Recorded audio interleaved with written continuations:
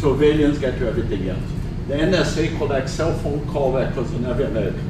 Government states that the data collection is only metadata. Actually, I saw the head of the NSA saying that on 60 Minutes. The intended point was the NSA wasn't collecting the words we spoke during the phone conversation on the phone numbers. Remember I talked about that? Collecting metadata of people is putting them under surveillance. And this is continuous monitoring versus continuous auditing.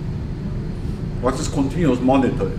Is that you have the devices in place to collect the information you need. And in managerial terminology, you can use that information to manage your company.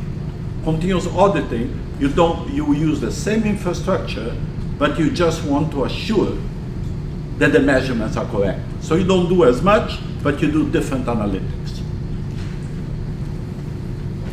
KPMG divides, continuous monitoring is done by management. Continuous auditing is done by auditors, no more differences. If you have the chance, have a look at these slides. The slides have a lot of interesting things. I just don't have the time to cover them. But this I want to cover.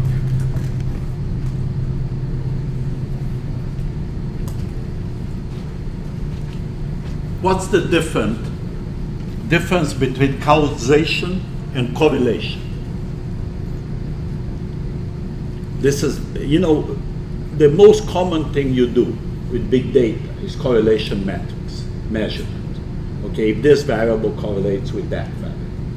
But correlation is not causation. It means very common you find a very high correlation and you say this causes that. What are your comments about that? Can you equate correlation to causation? Remember I talked about two things that are going up. Let's say with the speed of the economy, they are highly correlated. But does one cause the other? So you find the sex life of monkeys correlates with birth of children in the United States. Highly correlated. I don't know if they are not, I just made this up. You cannot call that causation. The classical example is data mining finds that people that buy diapers buy beer. Is that true? Absolutely true. Is it true that people that buy beer buy diapers?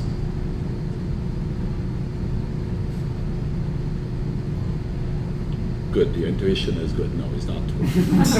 Okay. Now, can you say that buying diapers causes you buying beer? Maybe. Yeah, same color. Okay, the reason, why do people that buy diapers buy beer? Huh? Say that again louder. Because they are housewives. Or house husbands, okay? But yes, it's because once you have small children, you realize how difficult it is to take them out.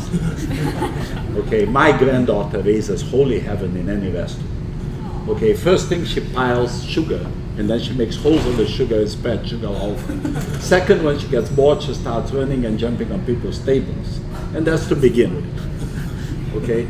My wife says, when her mother was young, she didn't behave this way. She did. Maybe a little bit less, but she did. So what happens is you actually stay home more. Stay home, you're doing beer. Okay? And so now you develop the theory. The theory is you stay home, you're doing beer. Now you have a correlation and the theory why the correlation exists. Now you can talk about causation. There has to be a reason to it.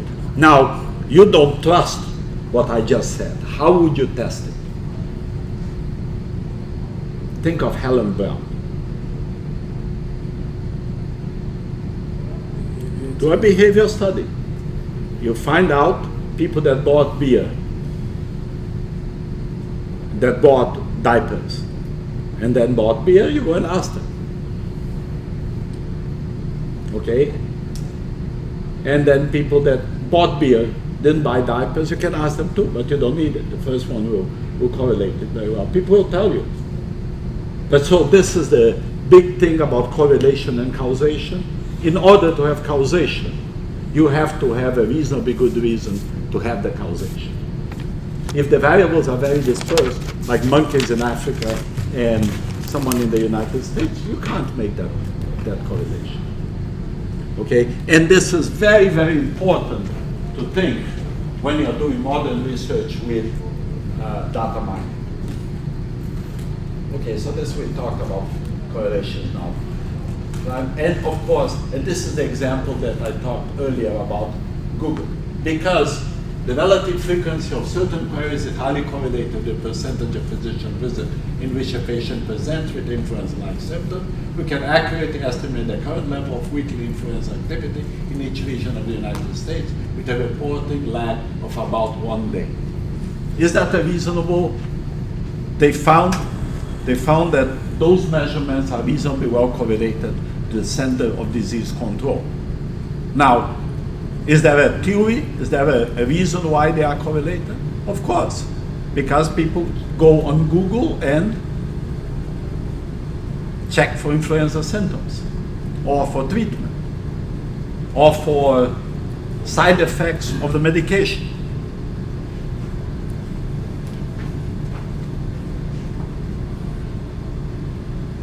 And that's now back to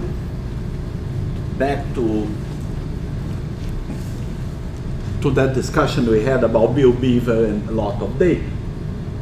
Meaning, you found this correlation, found this regression finding. You better have a theory to explain it. But ex ante development of theory in a narrow mode is kind of passé. But I'm sure that other professors will not tell you that, will not agree with that. Yes? For accounting, not for research, not for research purposes, for accounting, why do we need to know that the theory of the causation? A little bit louder. I don't think we need to know that the theory or the... Yeah, because you are going to be, the first thing you do with a data set you run, first you do descriptive statistics. Second thing you do is correlation between the variables. Okay, then you find a high correlation, you better have a theory to explain that, or you can't really use it in a journal article. No, I'm telling you, outside of the academics, if I'm an accountant or marketing person, I don't need to know the cause. I just want to know if there's a correlation or not. No, you want to find out correlations and lags in correlations to do your predictive analytics. A good accountant will predict for managers what's going to happen. Okay. Without even knowing the cause, I don't need to know. Of course they need to. The modern accountant needs to know a lot of statistics. What's going to happen with accounting is first, I shared with you guys, not with you, this article, your accountant your bookkeeper is a robot. Okay, what did that article say? Basically that most of the traditional accounting bookkeeping is now being done automatically. Now, you think robot of a little thing that walks with wheels or legs. Actually, a robot is anything that does a job automatically. And this is software behaving like robots. Okay? And more the accounting functions and the bookkeeping functions are going to be robotic functions. Now, what is going to be the role of the accountant of the future? Is going to disappear? When I say this to my graduate classes, people think that they're going to cry. No more jobs for me. This and that. Okay. But what is the role of the future accountant, the managerial accountant, the accountant in the business? Huh? I think most of them gonna disappear. Oh, I think the number of them is going to go down. I agree. Okay, is the number of accounting professors going to decrease? I don't think so. Hopefully not. Hey, if you think the number of accountants will decrease, you don't think the number of accounting professors is going to decrease? Develop a theory here. There might be a lag, but yeah, If there are less students to train, there'll be less professors, except for the fact that electronization of education will reduce the number of professors much faster than that. You know, the video education, digital libraries, and things like that are going to, and there will be people trying to make profit emerging from that and creating universities that are online without faculty. And the quality of the video courses are going to be fantastic because they're going to invest in it. Unlike what we do here, that we are just collecting what we are doing, they are going to be investing millions of dollars in courses that they think that they can sell. But, so the number of accounting professors will reduce. But what will be the role of the accountant? The role of the accountant will be a role of finding data for analytics and interpreting where you can't find the data or what the data is telling you. Managers are now going to be able to understand what SAP with thousands of variables and thousands of reports gives you. So they are going to have this person who is specialist on data. So the data scientist and the accountant are going to be, accounting is going to be a sub-science of data science. And there'll be a lot of jobs in that. You agree or you disagree? Don't accept everything I say.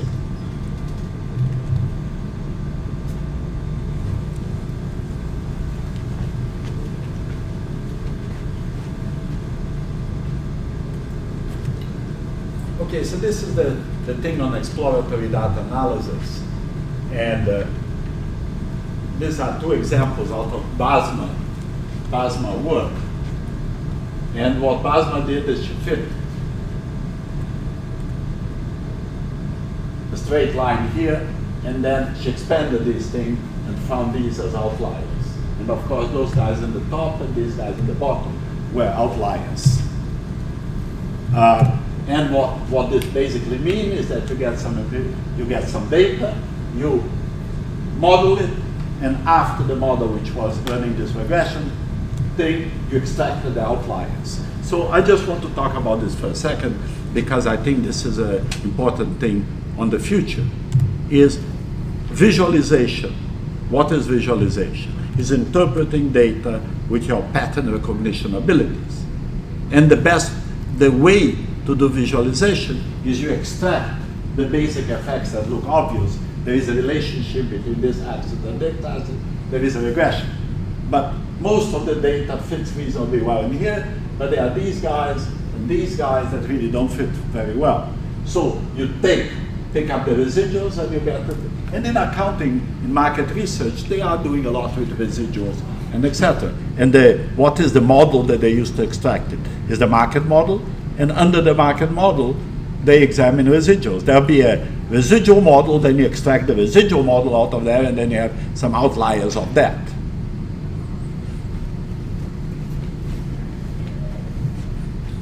And this is an example of visualization.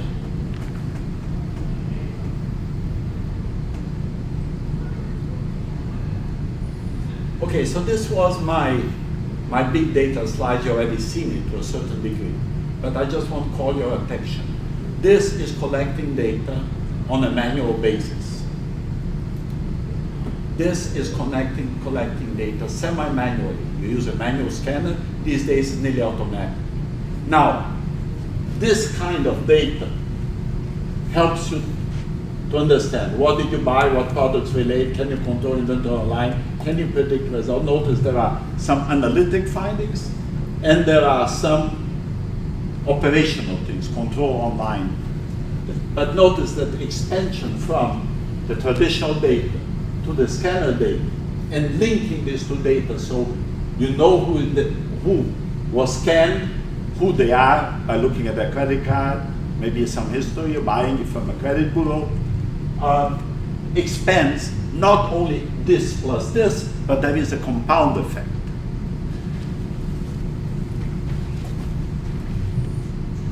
Now the web data, we already talked about it. You can do something called click path analysis. What is click path analysis? Is people that click this, this, and this bought my product. People that click this, this, and this, and this, left everything in their basket and didn't buy.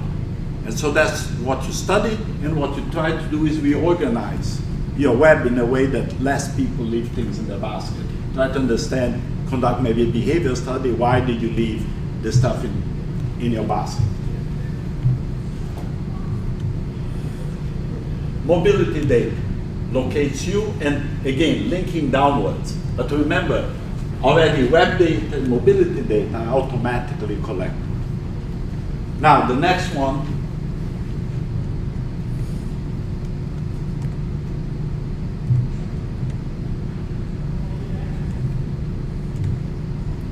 I have the wrong slide here.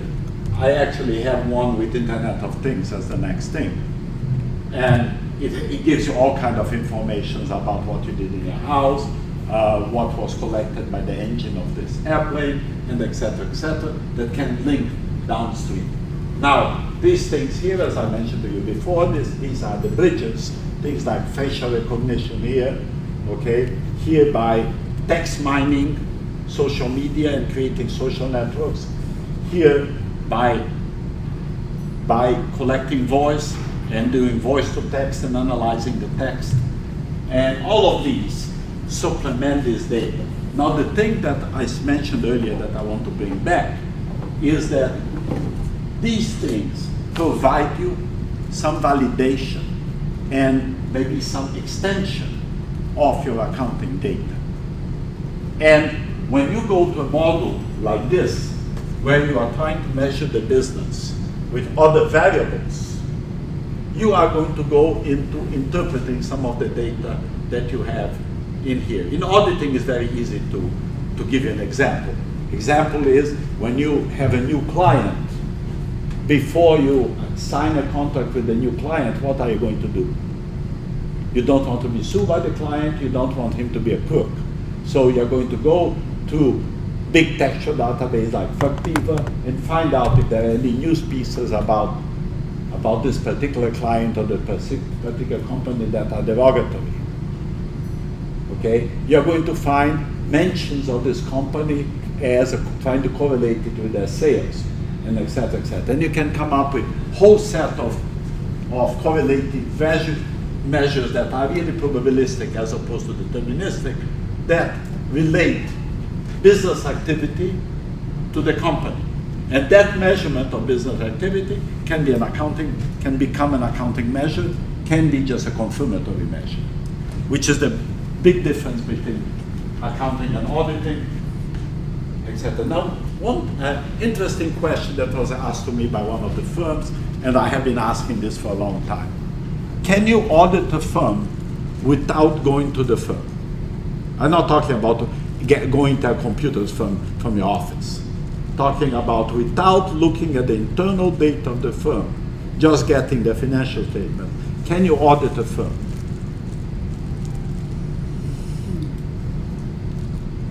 Absolutely not, or just a little bit not? Can you get a proxy for the sales?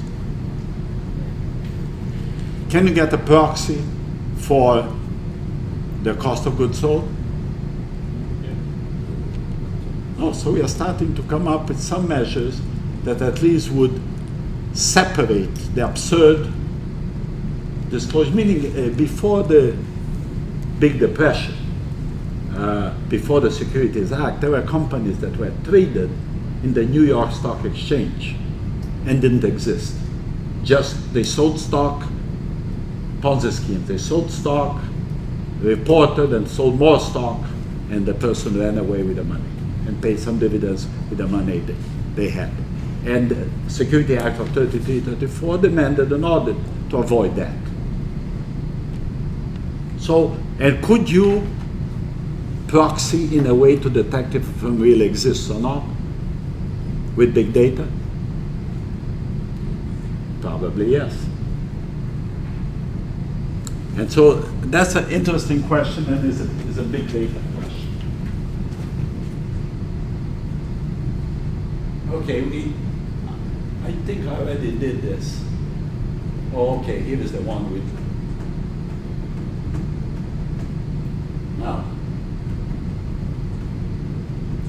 what happened when we changed computers. I brought the wrong set of slides. This is just the only thing I wanted to mention here, is that this kind of measure is reasonably, you find things outside, like social media traffic, etc., and you relate to elements of your value chain. And when we are talking about fair value, you go, one of the ways to establish fair value is going to these online markets, the B2B markets, the B2C markets, and proxying the value and identifying the type of thing. This is always a problem of aggregation. Why is it? You can value a car by how much the car is selling. But you could value a car by adding the value of the tires, the wheels, and et cetera, and that would give you a pretty exaggerated value. So you have to understand, you have a theory about how you measure things. You could value a building by looking at the equivalent building costs of building. But that's not such a good measure as looking at other buildings and how much they sold per square feet. And then you can put all kinds of other variables on that. So it's creating relationships that are reliable. Can you remember this? Okay, this is actually the example that I used before. You can measure inventory. How? By putting an RFID chip. Does everyone know what an RFID chip is? Yes, no? You know what an RFID chip is? Oh, yeah. Okay.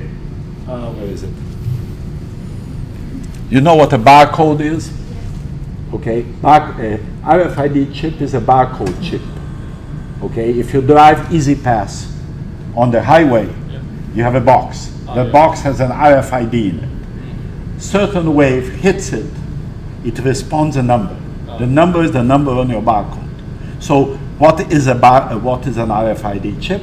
Is something that generates a UPC, Uniform Product Code. Okay. So if every microphone you sell has an RFID chip on it, you don't need to go and count.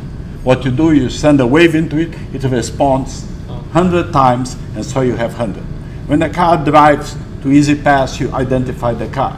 So to count inventory, if everything is RFID, all what you need to do is send a wave there. Now, you're not going to put the RFID chip for the purpose of auditing. You put it for product management.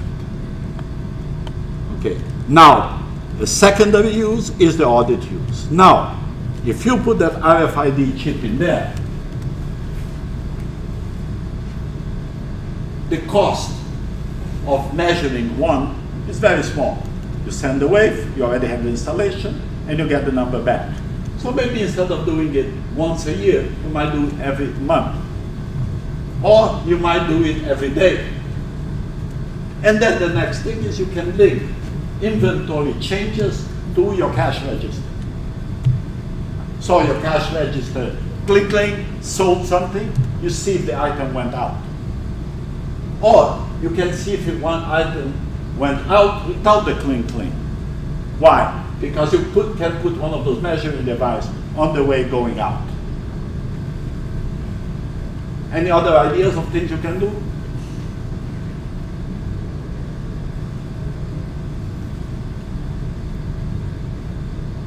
Look at the other side. What happens if you put a measuring device here to identify when the inventory comes in? Would that be useful? Yes or no? So quiet. Would it be useful or not? Yes. Aren't you interested in finding out the acquisitions that you made when they came in? So that would be useful. So now you are linking acquisition of inventory, depletion of inventory, your cash register, and of course if there is a credit card right there, linking at your receivables, or nothing went in the cash register, but you notice that the inventory went out.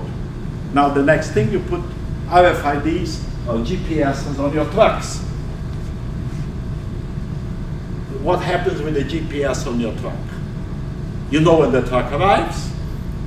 You know where if the truck driver went to visit his girlfriend instead of driving the truck in work hours. Yes or no? Yes or no? You do that. Now what happens if you put an RFID detector on your supplier? You think he'll let you do that? She says, no, of course he'll let you do if he has the right economic incentives. He might be interested too on finding out how many pieces of inventory left his facility. Yes or no? Yeah. If he's going to cheat you, he won't let you do that. Okay? But if he's not going to cheat you, it's his interest to measure that. Now you put that in your 5 top suppliers, you have a reasonably good idea of your supply chain. Follow the trucks, etc., etc. Now you want to know if Ahmad is, instead of working, reading his cell phone. So what do? You put a badge on him and you follow him. Next thing, okay, you have, this is what we call audit follow, you have this layer of information about what's happening to the company, which is the RFIDs, the GPSs over there, and then you have a document flow, electronic document flow. You can link these all together in models. And remember, accounting today is very much a financial thing. But should accounting be really financial? Financial is only a little part of the business. There is other things, like number of hours employees worked, like supplies that came in, like supplies that you bought, like rental that you paid, etc. All these things is a virtual world that you're collecting information only in the financial. The moment you start collecting operational information, you have much larger validity for what you did. Your accounting measurements are much better. So actually what you can do is link your different processes. Link of your different processes together. And now the next interesting thing about this is your supply chain and your company and these third parties is linked together. And I used to talk about a thing called automatic confirmation. What is automatic confirmation? When your company sold something to another company, we can ping. What does it mean? I look at my inventory records, or look at my sales records, look at their buying records, and they match. Now, again, the question is, would your supplier let you do that? And if it's their advantage, they will let you do that. And if you tell them, I won't buy from you, or I won't sell to you, and they want your product, they might do that. But I used to talk about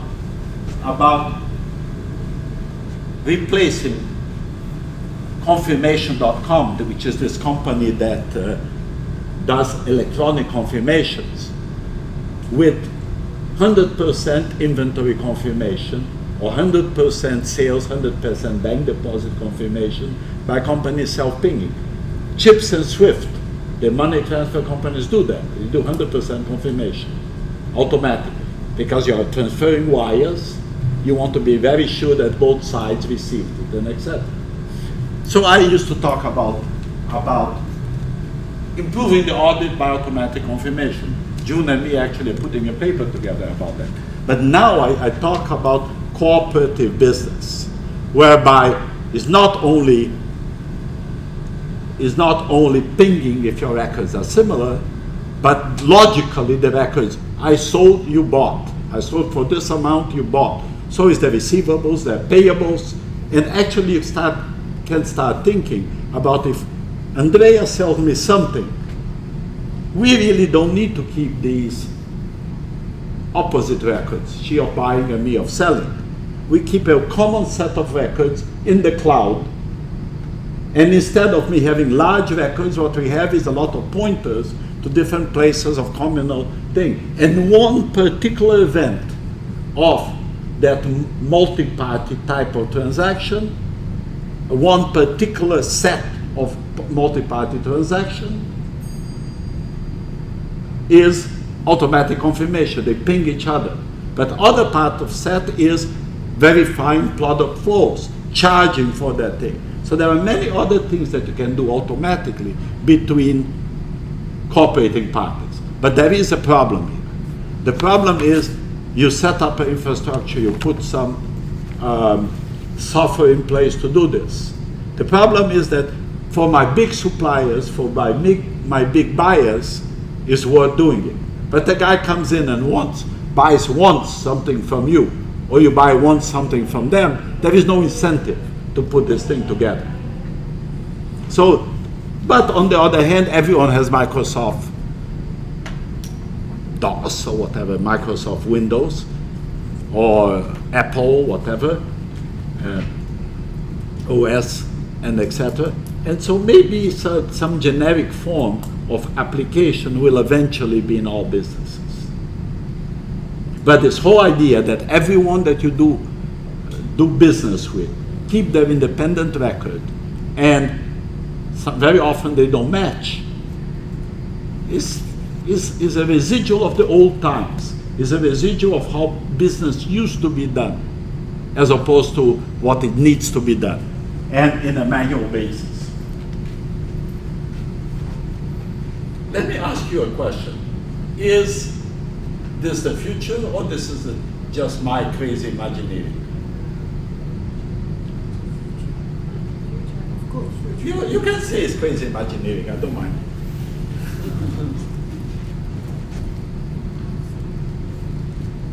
Man, you have to think that this whole thing of invoices lost and different records from the seller and buyer are a really silly thing in the electronic age. Really, they shouldn't happen. And actually what I always think is that this kind of world will resolve one of the biggest problems in auditing, which is population control. You want to know that everything that you sold got billed and no bills were added without being sold. Okay, and no commissions were paid for the Corrupt Practices Act and that type of thing. And you do that kind of thing by having the related parties. It's very difficult to get a company that cooperates with you in a fraud. But to make it even worse, he has other companies that he needs to cooperate, and they have another company. So it's a whole chain of transactions. And the farther you can go on your verification, more sure you are that your verification is right. And even better, your counting is right, and you don't have to reprocess transactions. So that's an interesting thought for you to think about.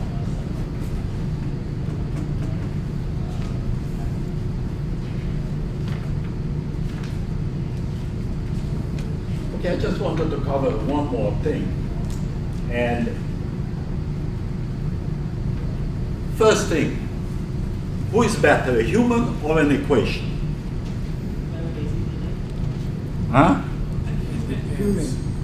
A human? Because the human created the question. But do you want to predict? To predict, you want to predict with an equation or with a human? Question. Because Humans are better, but you predict with an equation. What's happening here? because equation without a mental bias.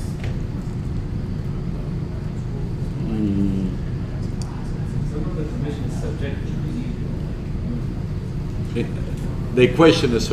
I expect you and you to say a human is better, and I expect you and you to say, I can't predict for you, but to say that an equation is better. Human is better.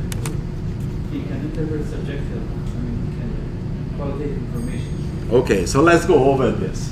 Supercruncher, much more accurate. This is a book out of Supercrunchers, and actually it's a little bit primitive, but it's good. Supercruncher is a book by a guy who is an analytics expert. He's actually a law professor at Yale. Merlin Grove completed a meta-analysis of 136. Does everyone know what a meta-analysis is here? You're a second-year student?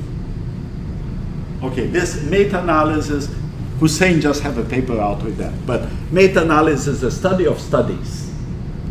Okay, so now it's very, very common in medicine. There are 100 studies or 1,000 studies of heart disease, and they are somewhat conflicted. So what you do is you study the entire set of studies and try to draw conclusions. This morning I asked Yoon to come into class next week, next Friday, and talk about her chapter 2, because she did a meta-analysis. She did a meta-analysis of some audit findings. And she was looking at a comparison of what we call detailed tests, sampling, and et cetera, and with analytical procedures. And the standards tell you certain times you need to do transaction analysis, basically sampling, and sometimes you can use analytical procedures. And what she did is she looked at a large set of studies and compared, trying to understand where you can do what. But the most common is prostate disease. For example, they did a study, you're going to be shocked about this. They did a study and they found that people that take regular doctor checkups don't live longer than people that don't do checkups. Is that shocking to you? Yeah, I was pretty shocked myself of this, meaning I regularly take checkups every 6 months. Now, that's a global finding. Now, if you create a subpopulation that have strong symptoms and go to the doctor, and some cannot afford to go to the doctor because they have no insurance, maybe you'll find a different level of longevity. For example, they did a meta-study about breast cancer, and they found that X-rays don't do that much good. Women with regular mammographies didn't do much better than women without the regular mammography. But they need to analyze women with lumps or et cetera, if the X-ray does any good or not. So you have to kind of look at the level that you analyze things and understand the analysis. And so Melagor completed a meta-analysis of 136 man versus machine studies. This is a question I asked you. In only 8 of the 136 studies was expert prediction found to be appreciable, more accurate than statistical prediction. So the other way to say is that 128 studies didn't say that. And many of them said the opposite. Overall, when asked to make a binary prediction, the average expert in widely diverse fields got it right 66%. Okay, the super crunchers, meaning the analytic models, had a success rate of 73.2%. So what does this say?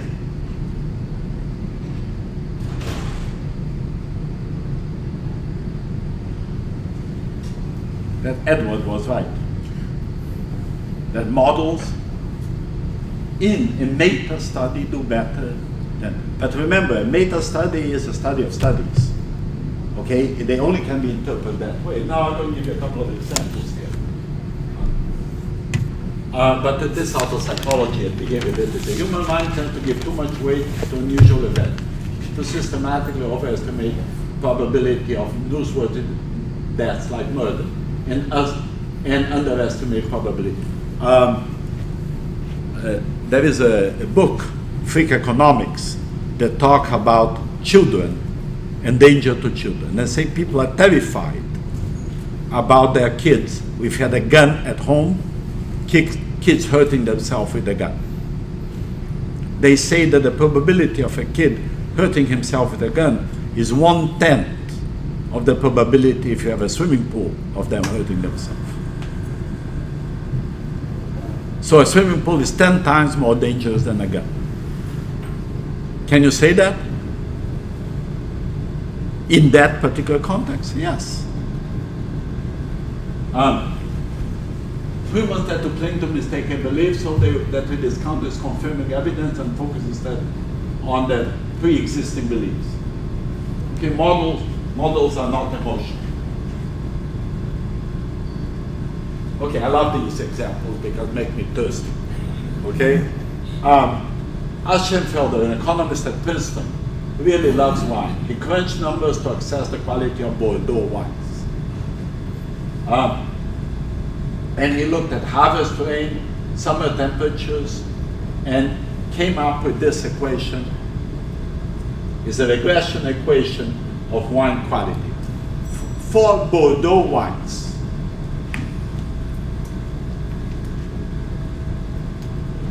have you ever heard of Robert Parker? He is the press guy that evaluates wine. And he rates wines on a scale of 1 to 100.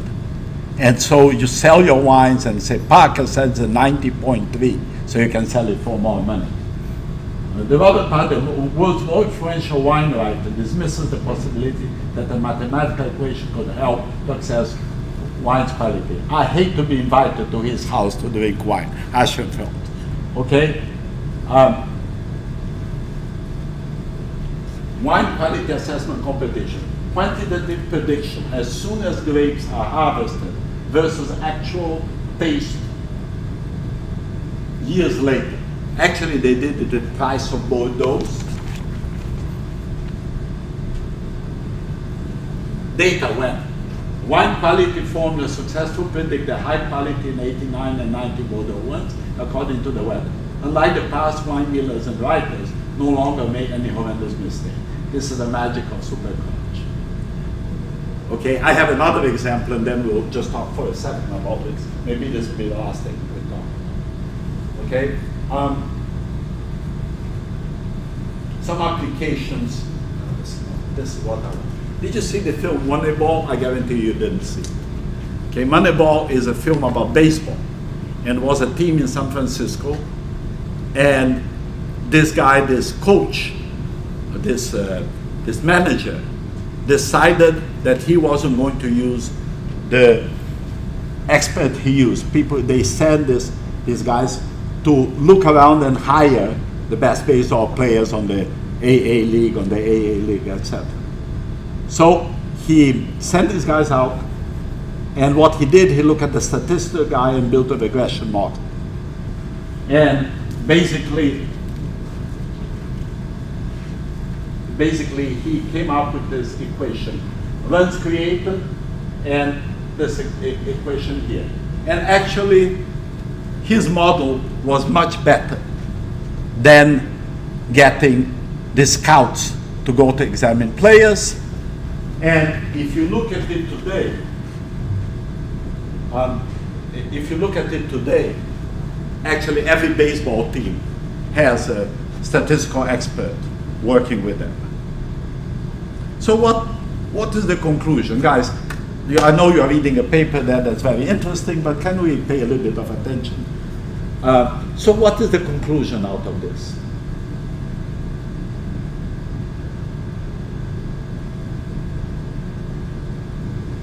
Can you conclude that one particular expert is worse than an equation? No. Okay, you don't know if in the statistics that you have, some experts that were better than the average didn't do better than equations. But what can you extrapolate from here? That consistently in a wide set of events, equations don't have the biases that people have. Now, if you have a very good selection model that can find your expert that consistently did better than the market, than the baseball, than the wines, then it's a whole different story. Okay, I'm going to stop by here. And thank you for listening.